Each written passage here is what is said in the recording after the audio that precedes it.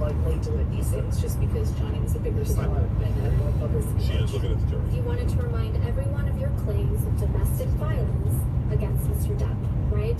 No, I wanted to move on with my life. You wanted to make those claims seem believable. They are believable. You wanted them to be seen, as a noble victim of domestic violence, didn't you? Never wanted to be seen as a victim. Nor have I ever called myself one. You testified under oath that, quote, the entirety of your divorce settlement was donated to charity, end quote, didn't you? That's correct. I pledged the entirety. Ms. Heard, my questions. The council will have time to redirect you after. You testified under oath, quote, the entirety of your divorce settlement was donated to charity, end quote. That is correct. I pledged the entirety. What if we strike everything after yes?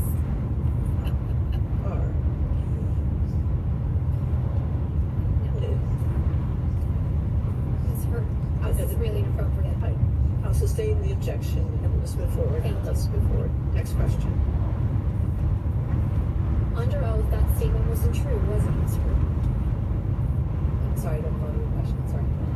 Wow.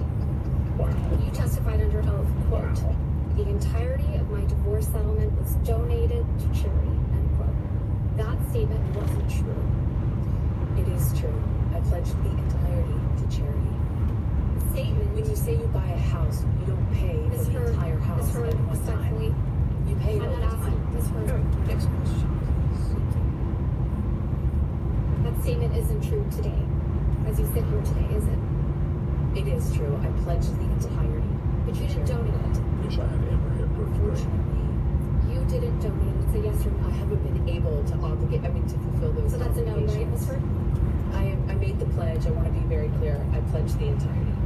I haven't been able to fulfill those pledges because I've been sued. You had all of the $7 million for 13 months before Mr. Depp sued you, and you chose not to pay it to the charities you pledged it to. Is that correct? I disagree with your characterization of that. Let's look at your sworn testimony from the UK. Dude.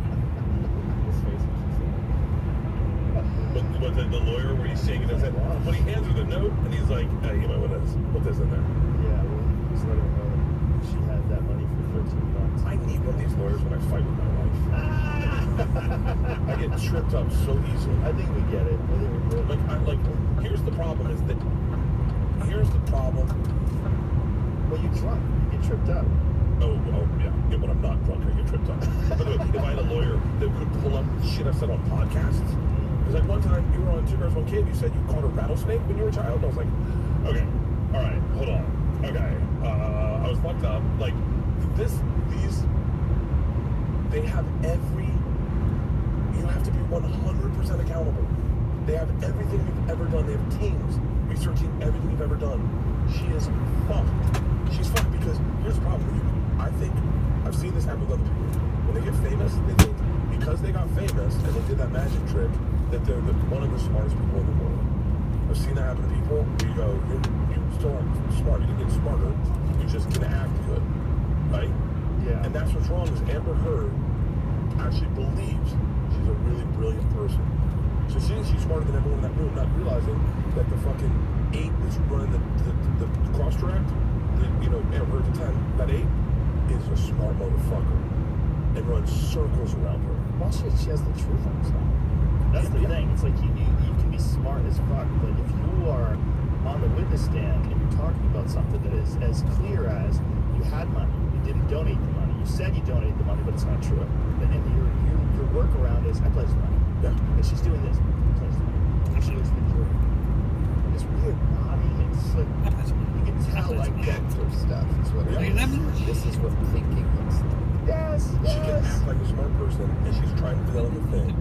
She's got no one on her team that's ever been straight with her, right? No one. She lives in a fucking make-believe world. She beat the fuck out of Johnny Depp, and then thought, I'm so smart. With what's going on in this world, I'm going to throw him under the bus. They're not even going to ask a question. And then I can be Aquaman too.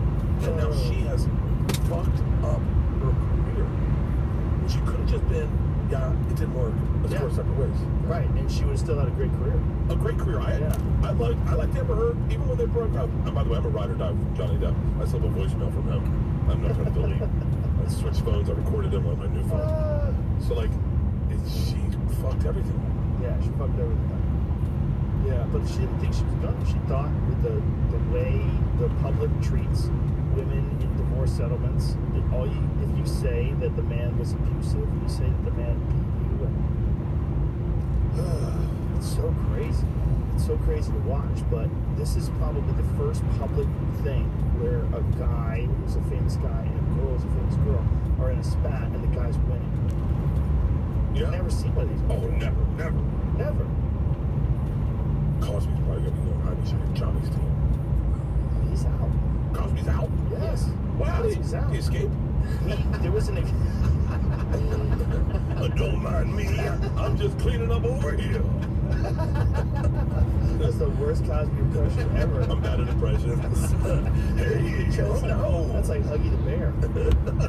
Yeah, he was released because if I remember correctly, the statement that he made there was some sort of a settlement that he had, and part of the settlement was he would give this woman the money and he would make these statements, but the statements could not be used against him. Yeah. So he made these statements. Isn't that how? Am I saying that right? Because the prosecutors violated Mr. Cosby's rights by reneging on an apparent promise not to charge him, the court majority ruled. Okay. So the district attorney in Montgomery, Pennsylvania, outside Philadelphia, issued a news release saying that he had declined to charge Mr. Cosby over the matter. Mr. Cosby then sat for depositions in a separate lawsuit against him by Ms. Constand, who paid her $3.38 million to settle in 2006. But a subsequent district attorney reversed Mr. Castor's decision and charged the entertainer with assaulting Ms. Constand after all. In the trial, prosecutors used what Mr. Cosby had said in the deposition, his admission that in decades past, he had given quaaludes to women in an effort to have sex with them as evidence against him. So that was it.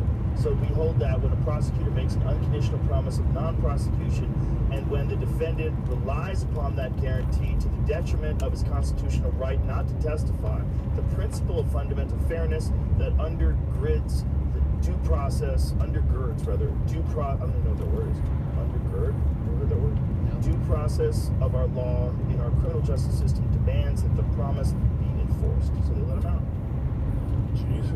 Yeah. I would love to hear Cosby be 100% honest about drug use. I think you can. I think it's like OJ. We were talking about this last night. If you like talk to OJ, I came home and I went to the airport just like normal. Everything was normal. And then when I got to the airport, there's Mr. Simpson, we want to talk to you about the murder of your wife. What? My wife was murdered. Huh? I mean, I was in shock. I was despondent. If you talked to him, he would have this. He was talking about the Buffalo shooting the other day. Really? Yeah, he was like, sending his condolences, Twitter world, and he's giving his condolences, and the comments are the best. Yeah, there he is. Yeah. But the comments were like, we know how against multiple people dying in one location you are. He got new bottom teeth, it looks like. It looks like it.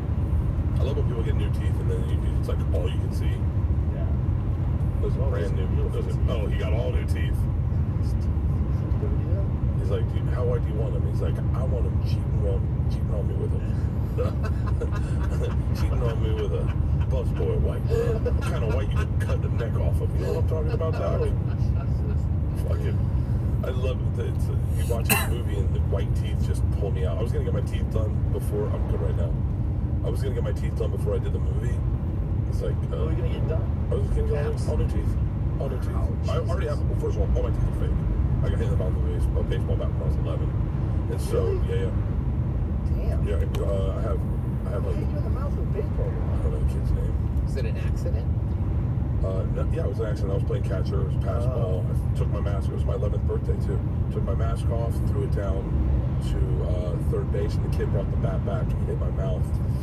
Cracked all my teeth back to, like, my molars. I ate a baseball bat. Well, they're a fucking mess right now. But they look good for fake teeth. Yeah. They look like real teeth. Yeah. And so I was going to get them redone, and my wife's like, no. She's like, no one will be able to watch your goddamn movie because they'll be looking at your teeth. You'll look weird with brand new teeth. She's probably right. Yeah, so I kept regular teeth. Conor McGregor got new teeth. They're fucking so obvious. Yeah. Like shiny, pearly, white.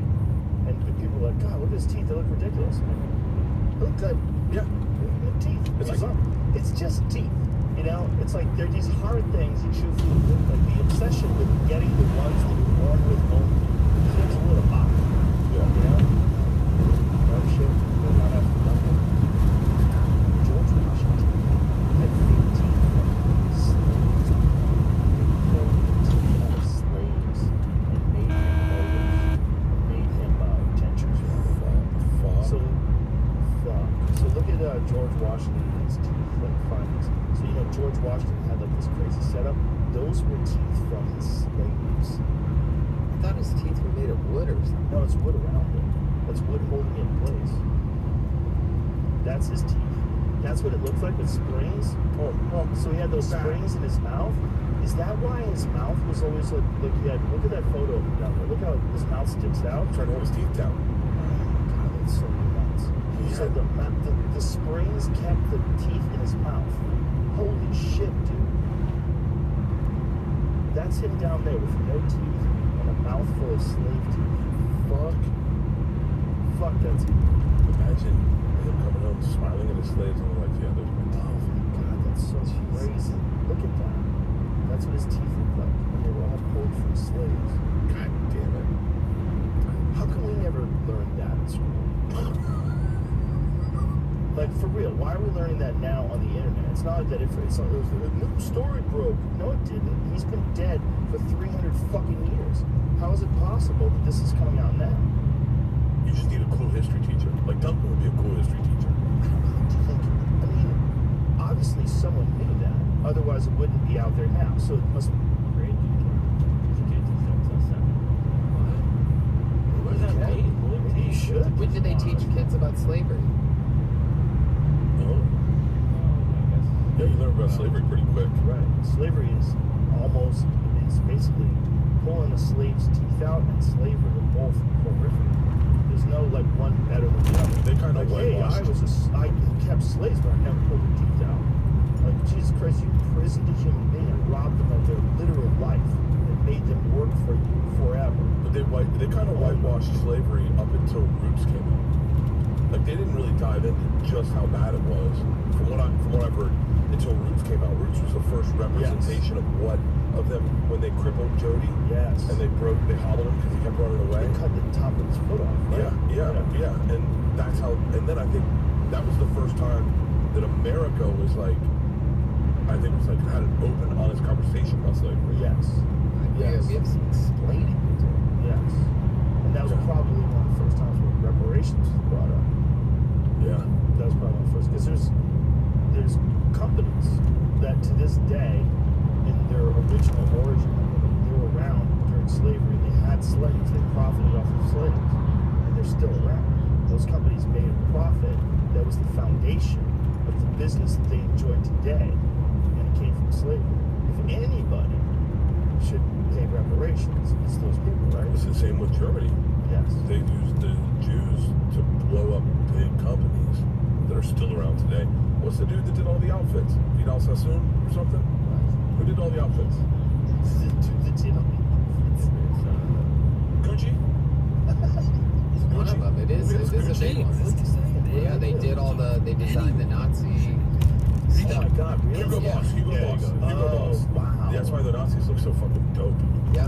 Their outfits are fucking, out of all the villains' outfits, that has been the standard prototype for what a villain should look like. No doubt. I did not know that Hugo Boss was around. Yeah. Big 5-name fashion designers who had ties to Nazis. Whoa. Louis Vuitton. Christian Dior Is is that the one above that? Above Christian Dior?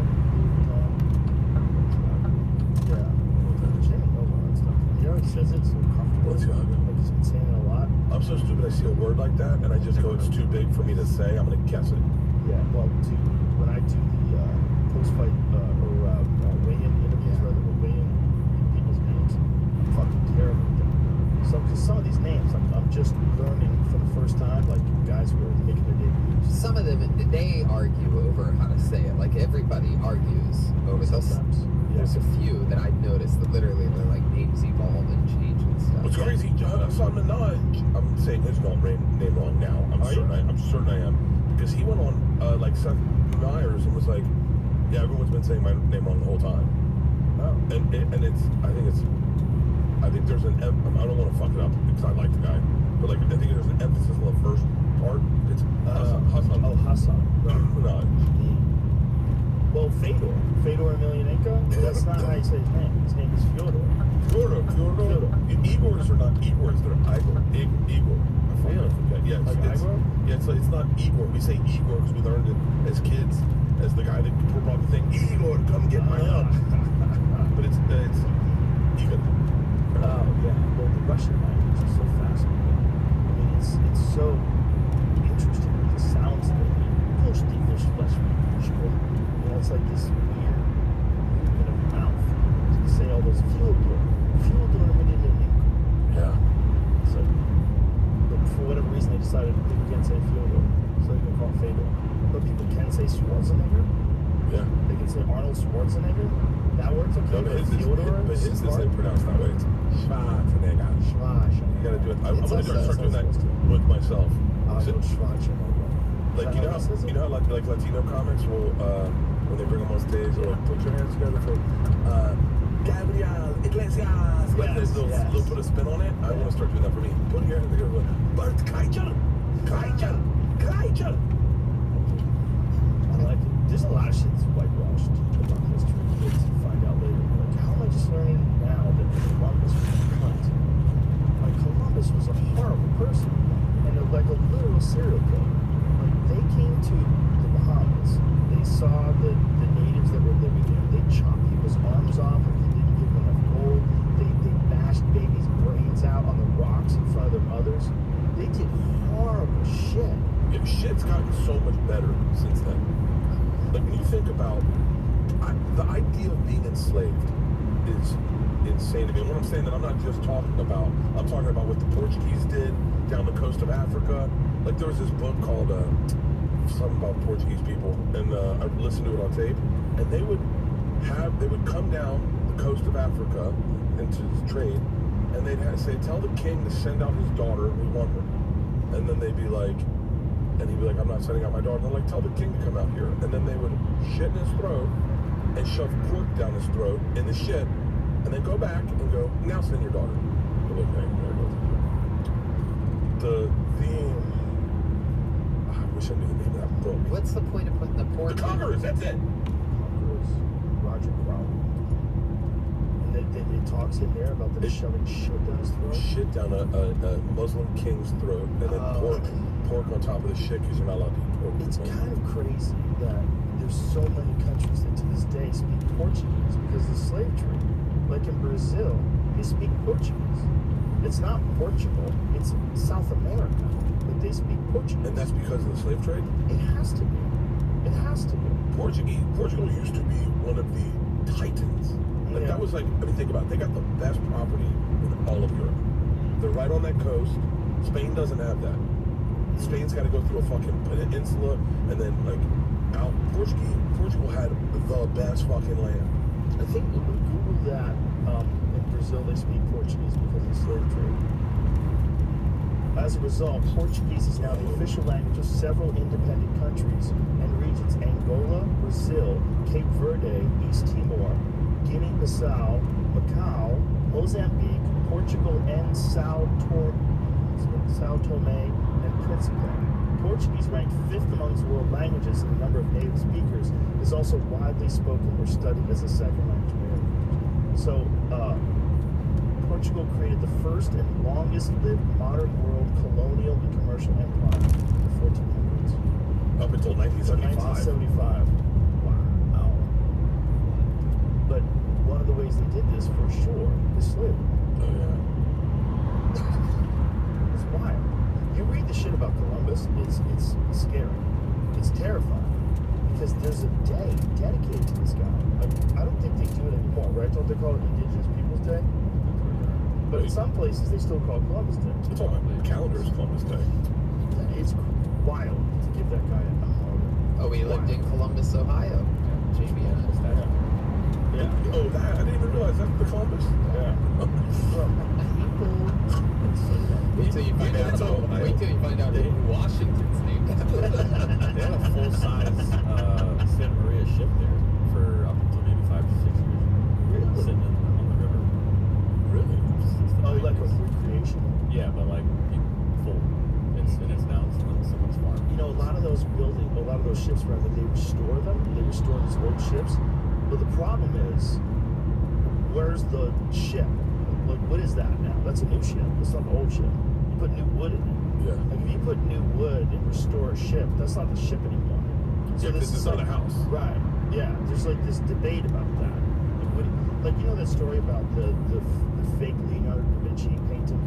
Or supposedly fake, allegedly fake. There's a male Mona Lisa that's like Jesus, looks like Jesus. And the original painting was retouched and redone by this woman, painstakingly, over years. So she essentially made a new painting. But the painting sold for $450 million. And MBS from Saudi Arabia, that's what it looked like when they got it. And they had to take all these layers of shitty paint off, and in the process, the art investigators or whoever it would be determined that there's a high probability that this is a Leonardo da Vinci.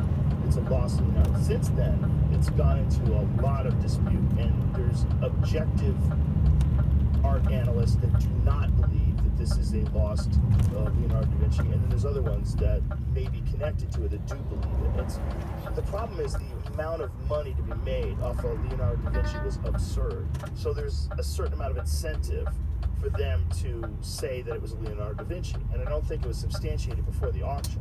So it was sold to the highest bidder, which was $450 million, and then it came out, like, over time what the process was. And The Lost Leonardo is a documentary that I saw, and it is fucking wild to see what happened. It's essentially like they all were like, wink, wink, nudge, nudge, let's sell this thing as Leonardo, and let's sell this thing after this lady essentially repainted the whole thing. I think there's a large percentage. See what the percentage of this painting is redone. It's a crazy percentage. Like, you read it and you go, what? 90%? Like something nuts like that. Where it's a beautiful painting, but it's really this woman who's an expert painter painting over this really old paint with new paint. And they're selling it like an old painting. Like, that's not really an old, you painted on an old painting, but it's not an old painting. Yeah, right? That's why I don't buy art. It's like, what the, You can't buy that kind of art. It's like, look at the size of my dick art. You know? Yeah. I have $450 million just fucking that giant dick art. What happens to those people? Why do they do that? Well, I mean, he was a prince in Saudi Arabia. That's the least of the things that he's been accused of doing. This is the guy that was accused of killing Jamal Khashoggi. I was watching some of that, and a very interesting thing they're bringing up is that you can store those paintings in the movie Tenet. It's about how they store that shit. While it's being stored there, they can take out loans on that and get the loans tax free. So it's like a way of moving money. So if you have a $200 million painting, they get a $200 million loan. Yes. Okay. Yes. That movie Tenet's so funny. Yeah, it's a genius way of doing that, and that's one of the reasons why I bet it's probably common to have big meetings. Sweet. Is that what NFTs are? Is it a way to move money? But that's you can definitely buy that. I'm sure that's happened. They confuse the shit out of it. I know people that have gotten rich off of them, like artists that have gotten rich off NFTs. I could get a photo of that and have that photo on my phone. It looks exactly like what you have. So then If you send me a screenshot, There you go. If you send me a screenshot of your bank account, I don't have that money. Right. That's the same. So someone could buy that NFT, and that's why it's worth $1 million. Only because it was tied to the back. Right. Yeah, it's non-fungible work. don't mean it's better. Add this to the list of shit I'll never understand. Yeah, it's on. I remember email was on there for a while for me. I was like, I remember being in college, and she was like, so I need you for your assignment. You're gonna email the short story you wrote. And I remember getting my sitting in front of a computer one. I was like, cut and paste. How do I cut it out of you? Like I remember going like, do I actually cut, like print it and then cut it and then feed it back in or something? I could not wrap my head around it. And then this poor woman, Pat McNulty was her name. She sat with me and she was like, it's an email. I said, I don't know what that is. I was like, I really. What year are we talking? 1997. Well, that's early. Yeah. No, 7 was people. When did you first email? Right around that. Yeah, I think a lot of people like emailing. Like I said. Yeah, well, I remember I got an email address and they were like, oh, I got the internet, I had Prodigy, and all I could use it for was to get the lines for the sports scores.